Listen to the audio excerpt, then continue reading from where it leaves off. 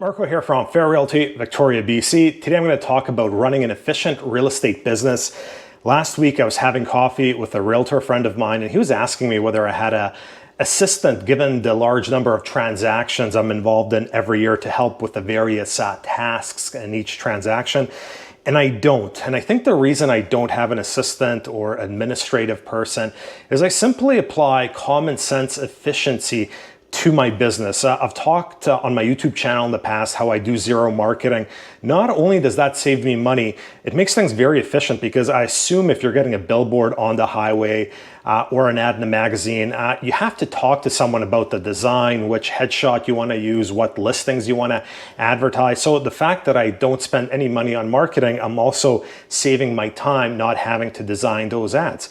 Same can be applied to these YouTube videos. They're very poor in terms of quality, production quality. I think the content's good, but the production quality, for example, this video is just one cut. Why? Because I want to make it efficient. I want to shoot this video and I want to upload it to YouTube. I don't want to spend time editing it. So let's say in real estate, there's 50 various tasks. I'm going to give you an example of one very common task, how the industry does it on average, and my common sense approach. So one task in real estate is the completion possession date. Sometimes it's the same date. Sometimes possession is the day after completion. But basically, the keys have to be conveyed from the seller to the buyer. This is how it typically works in the industry. The seller drops those keys off at a real estate brokerage, or the listing agent picks up the keys from the seller and drops it off at a real estate brokerage. Then the listing agent has the buyer's agent drive to that brokerage to pick up the keys. The person working at the front desk typically has to ID the buyer's agent. They might have the buyer's agent sign a form that they won't release the keys until the funds are transferred. They won't release the keys to the buyer, that is. That office is typically not in a convenient location, and they have working hours, for example, 9 to 5. And often what happens is, let's say I have a buyer that's bought a townhome in Langford.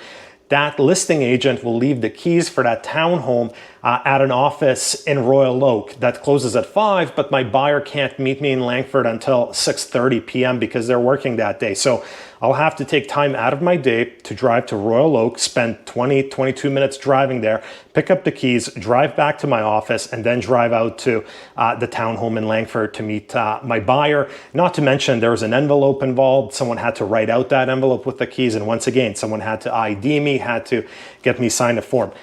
What I do is a little different. I leave lock boxes on my properties. Keep in mind, these are secured lock boxes. I can see exactly who's opening them. Realtors cannot open them without permission.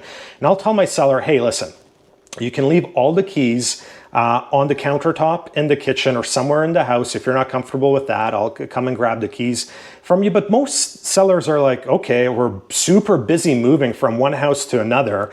It's super easy for us to leave a key somewhere inside the house and then leave through the garage or similar. We don't have to drive through the office. And I'm more than happy to meet my sellers when I'm the listing agent, but a lot of sellers are just busy moving. They don't derive any value in terms of me coming out. I did go out to a couple of properties this last week because the sellers wanted me to pass some things on to the buyers, but a lot of sellers are like, perfect, we'll just leave the keys somewhere in the house. The lockbox has the key to gain access to the house. When the transaction completes, and let's say possession rolls around at 5 p.m., I tell the buyer's agent, you can use the lockbox, and tell the buyers I'll be buying the next day or two to remove that lockbox. So if the buyer's agent is meeting his or her clients out at Langford 6:30 p.m., they go out there, they grab the key from that lockbox, they enter the property, and the remainder of the keys are inside the property.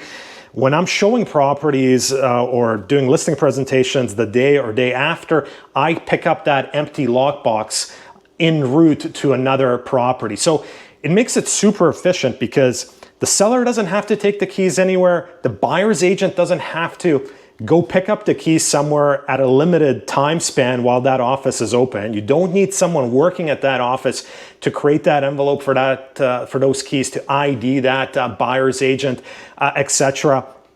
It's efficient for everyone. It's efficient for the seller. It's efficient for the buyer's agent.